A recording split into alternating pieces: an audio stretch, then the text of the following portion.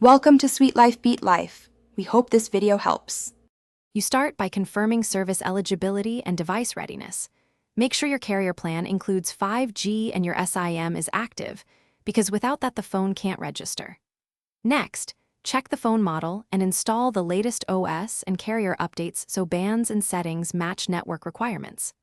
Once done, enable mobile data and, if needed, toggle airplane mode off then on to force a fresh network search. This begins the registration process for connecting to a 5G cell.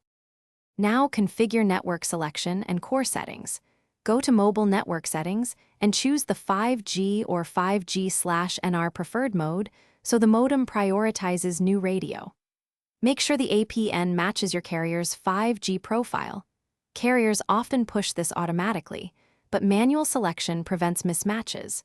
Restart the phone after edits. Also check which 5G bands your phone supports, sub-6 versus millimeter wave, and move to a location with the supported band if signal is weak, because physical band coverage affects connection success.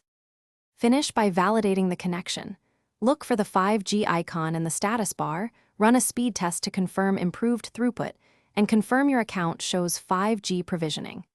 If you don't see 5G, try the SIM in a different 5G phone to determine if it's a device or account issue. As a key troubleshooting tip, don't skip a network settings reset. It clears misconfigured APNs and radio caches. If that fails, contact carrier, provisioning for registration, or band activation. Thanks for watching.